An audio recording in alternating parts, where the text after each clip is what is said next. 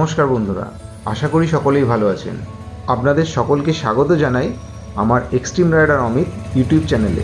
Good afternoon বন্ধুরা, অনেক দিন পর একটি ভিডিও স্টার্ট করছি। আজ 13ই নভেম্বর 2024। থাম্বনেল দেখে বুঝেই গেছেন আমরা কোথায় রাইড করতে চলেছি। এই মুহূর্তে আমি এখন চলেছি দিল্লি রোড, বৈদ্যবাটি মোড়, শাও ধাবাতে। এবারে আমি রাইড করতে চলেছি রেডি টু রাইড গ্রুপের দুজন কো রাইডারের সাথে। এখন বিকেল 4টে বাজে, আমি এসে উপস্থিত হয়েছি শাও ধাবাতে। এখানে রেডি টু রাইড গ্রুপের সমস্ত বাইকাররা এসছে আমাদের অভ্যর্থনা জানাতে। আমার দুই কো রাইডারের মধ্যে একজন হলো অমর সাউ, যে এই ডমিনার 400 চালাচ্ছে, আর আমার গাড়িটা তো অ্যাভেঞ্জার দেখতেই পাচ্ছেন 150 স্ট্রিট। আর আরেকটি বাইক যেটা হচ্ছে হিমালয়ান 400, যেটা চালাচ্ছে বিশুদা, পাশেই দাঁড়িয়ে আছেন উনি।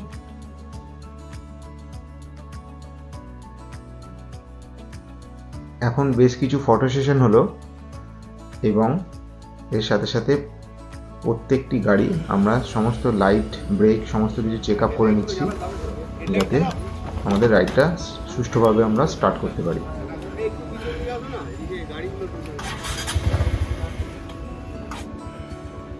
এই রাইডে আমি আমার গাড়ির হ্যান্ডেল বারে একটি টেম্পারেচার মিটারও কিন্তু লাগিয়ে নিয়েছি। আমরা ইনস্ট্যান্ট রাস্তার বিভিন্ন জায়গার টেম্পারেচার আমরা দেখতে পাবো। এখন বিকেল 5:10 বাজে। সকলকে আমরা বাই বলে আমাদের জার্নি স্টার্ট করলাম।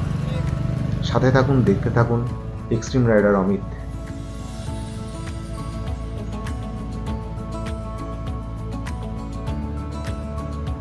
আমরা একটা স্বপ্নের রাইড কমপ্লিট করতে চলেছি, তো সেই কারণে প্রত্যেকে আমরা খুব এক্সাইটেড।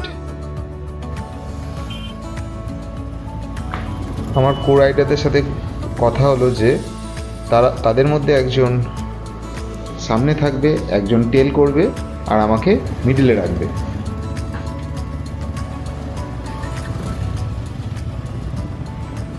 এই সামনেই বৈদ্যবাটি মোড়।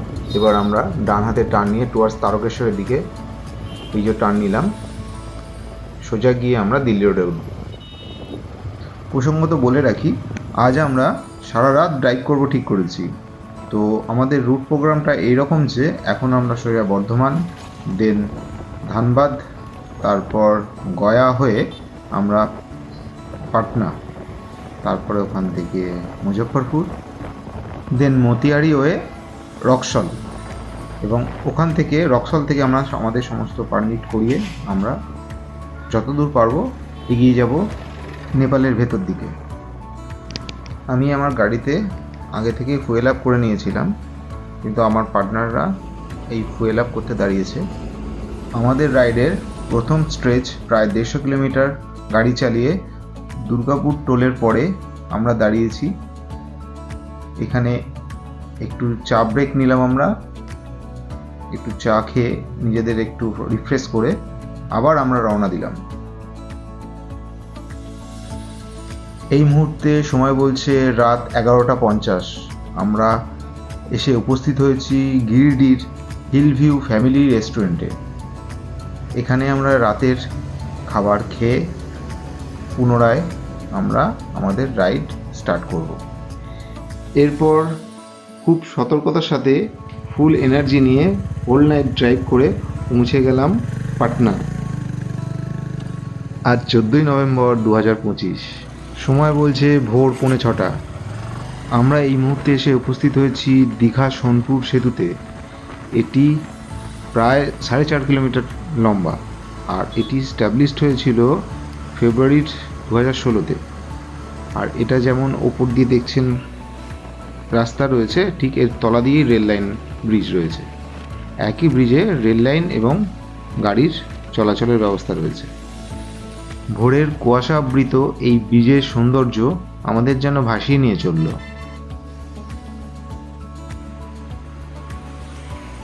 ব্রিজের পাশে একটু দাঁড়ালাম, গুটি কয়েক ছবি তুললাম এবং আবার আমাদের গন্তব্যের দিকে এগোতে থাকলাম।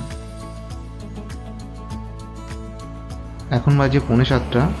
আমরা এসে রাস্তারই পাশে একটা ধাবাতে দাঁড়ালাম এবং এখানে সমস্ত প্রয়োজনীয় কাজকর্ম সেরে আমরা একবারে ব্রেকফাস্ট করে নিয়েছিলাম। প্রসঙ্গত বলে রাখি, আমার এই বাইকের একটি নামকরণ করেছিলাম, যেটা আপনাদের বলা হয়নি। এর নাম রেখেছি আমি পবন। এরপর পবনের পিঠে চড়ে সোজা এসে উপস্থিত হয়েছি রক্সল বর্ডারে। এই মুহূর্তে রক্সলের কিছু ছবি আপনাদের সাথে শেয়ার করছি।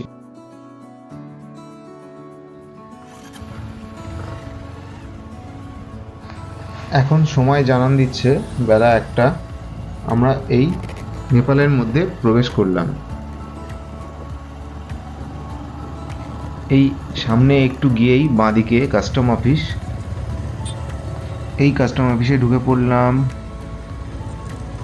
ডান দিক নিয়ে এই সামনেই কোথাও পার্কিং আছে নিশ্চয়ই। এই সামনে, হ্যাঁ, এই সামনের বিল্ডিংটা দেখছেন, এটাই কাস্টম অফিস। আমরা এখানে গাড়িটা পার্ক করি, তারপরে আমাদের যাবতীয় এন্ট্রিগুলো করে নেব। এখানে প্রত্যেক দিন বাইকের জন্য নেপালি 200 টাকা করে লাগে। তো সেই হিসাবে আমরা 10 দিনের পারমিট করিয়ে নিলাম। আমাদের 2000 টাকা করে খরচা পড়লো প্রত্যেকটি বাইকের। প্রসঙ্গত বলে রাখি, এই পারমিটের জন্য প্রয়োজন হলো 2 কপি করে ছবি, আধার কার্ডের জেরক্স আর গাড়ির বিল বুক। এই দেখো, ভুলে গেছি আপনাদের অভ্যর্থনা জানাতে। আরে আমরা তো এখন নেপালে। সো ওয়েলকাম টু নেপাল আমার বন্ধুগণ। তাহলে অবশেষে আমরা এখন এই মুহূর্তে নেপালের পথে। এখন কিন্তু সময় বলছে বেলা 2টো। আমরা কিন্তু দাঁড়াইনি, আমরা এগিয়ে যাচ্ছি। এই মুহূর্তে বাজে প্রায় 2:45। আমাদের পেয়েছে বেজায় খিদে।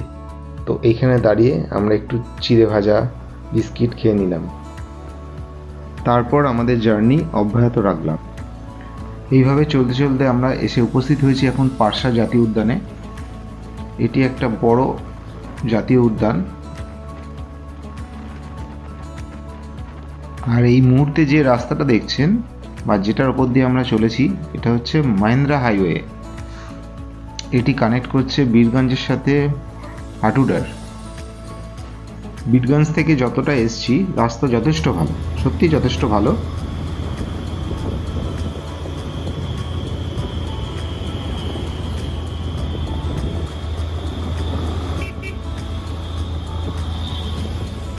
দীর্ঘ রাস্তা চলতে চলতে এই প্রথম আমরা পাহাড়ের দেখা পেলাম। সামনেই দেখুন, অনেকটা পাহাড়ের রেঞ্জ ওপেন হয়েছে।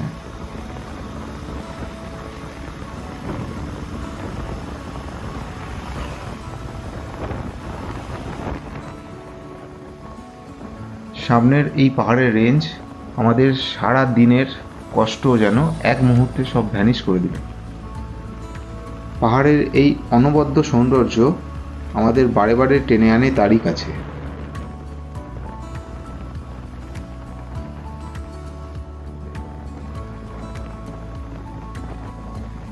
দুর্ধর্ষ ওয়েদার, দুর্ধর্ষ পারফরমেন্স আমাদের গাড়িগুলোর, এবং আমরা কিন্তু অলরেডি পাহাড়ে ওঠা শুরু করে দিয়েছি। দেখতেই পাচ্ছেন ধীরে ধীরে রাস্তাটা উপরের দিকে উঠে যাচ্ছে।